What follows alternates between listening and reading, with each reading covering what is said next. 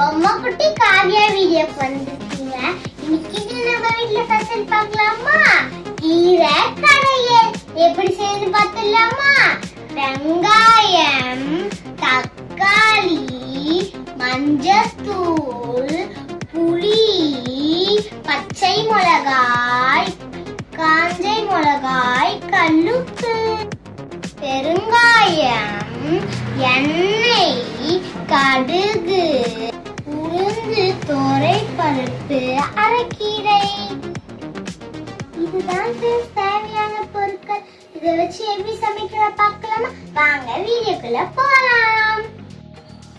குக்கர்ல பருப்பு வேக வைக்க என்னென்ன பொருள் பார்க்கலாமா? ஃபர்ஸ்ட் பருப்பு கொட்டிக்கலாம். அதுக்கப்புறம் வெங்காயம், அதுக்கப்புறம் இப்ப பருப்பு கொட்டியாச்சு. அதுக்கப்புறம் வெங்காயமும் கொட்டிக்கலாம்.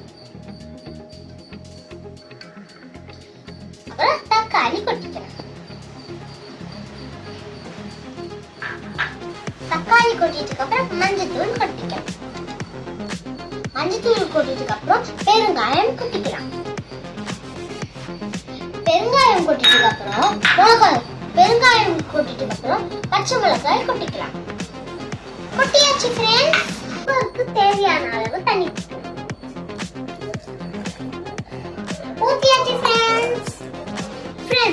குக்கரை மூடிக்கிட்டு ஸ்டவ் பத்த வச்சு குக்கர் எடுத்து வச்சுட்டு 3 விசில் விட்டுக்கலாம் ஃப்ரெண்ட்ஸ்.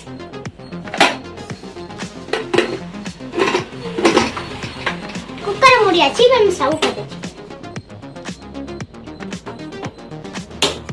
பத்தாச்சு ஃப்ரெண்ட்ஸ்.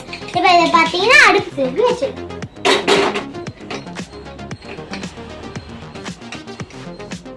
அடுப்புல வச்சாச்சு ஃப்ரெண்ட்ஸ். கீரை கடைய தனியா வேக வச்சுதான் ஃப்ரெண்ட்ஸ் கிரீனிஷா வரும். வாங்க கீரை எடுத்து அரைக்கீரை எடுத்து கொட்டிக்கலாம். தேவையான அளவு தண்ணி ஊத்தியாச்சு ஃப்ரெண்ட்ஸ். இப்ப கீரை வேக வைக்க அடுப்பு பத்த வச்சாச்சு ஃப்ரெண்ட்ஸ். இந்த குண்டாவை எடுத்து மேல வச்சு தட்டி போட்டு மூடிடலாம். மூடிக்கலாம். மூடியாச்சு ஃப்ரெண்ட்ஸ். இப்ப கீரையில போட்டா கீரை கருப்பாயிடும் ஃப்ரெண்ட்ஸ். ஆனா பெரிய நெல்லிக்காய் சைஸ் இந்த புளி எடுத்துட்டு தண்ணி ஊத்தி ஊற வச்சுக்கலாம் ஃப்ரெண்ட்ஸ். கடையும் போது நம்ம போட்டு கடைஞ்சிக்கலாம். கீரை வச்சு பார்க்கலாம்.